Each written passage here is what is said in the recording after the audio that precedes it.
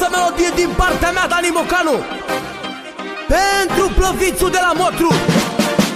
Zis pleavă, te pup și te iubesc, cel mai dulce băiat. Adevărat, mă. Ia!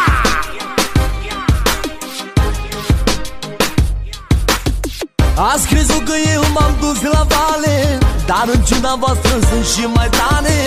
A intrat de gotul peste mine în casă, m-au găsit cu arme și tot n-am pedeapsă. Ați crezut că eu m-am dus la vale, dar în ciuda voastră sunt și mai tane. A intrat de gotul peste mine în casă, m-ați găsit cu arme și tot n-am pedeapsă.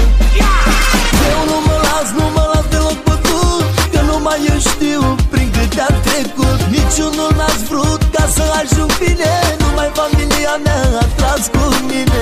Eu nu mă las deloc pătut, că numai eu știu prin câte am trecut. Niciunul n-ați vrut ca să ajung bine, numai familia mea a tras cu mine.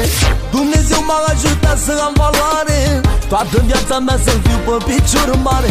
La vârsta mea vă dau clasă la toți dușmanii, și cu talentul meu fac la secundă banii. Dumnezeu m-a ajutat să am valoare, toată viața mea să fiu pe picior mare. La vârsta mea vă dau clasă la toți dușmanii, cu talentul meu fac la secundă banii. Eu nu mă las deloc pătut, că numai eu știu prin câte am trecut. Niciunul n-ați vrut ca să ajung bine, numai familia mea a tras cu mine. Eu nu mă las deloc pătut, că numai eu știu prin câte am trecut. Niciunul n-ați vrut ca să ajung bine, numai familia mea a tras cu mine. Garda m-a urmărit mai rău ca în filme, a venit și la Milano după mine.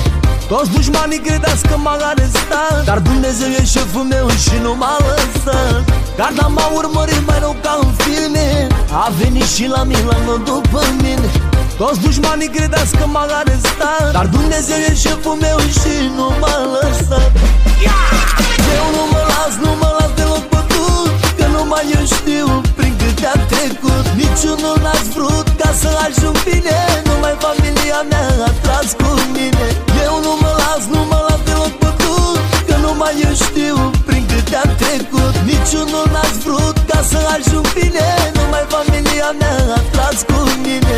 Ați crezut că eu m-am dus la vale, dar în ciuda voastră sunt și mai tane. A intrat de gotul peste mine în casă, m-au găsit cu arme și tot n-am pedeapsă. Garda m-a urmărit mai rău ca în filme, a venit și la Milano după mine. Toți dușmanii credeați că m-a arestat, dar Dumnezeu e șeful meu și nu m-a lăsat. Eu nu mă las deloc pătut, că numai eu știu prin câte am trecut. Niciunul n-ați vrut ca să ajung bine, numai familia mea a tras cu mine.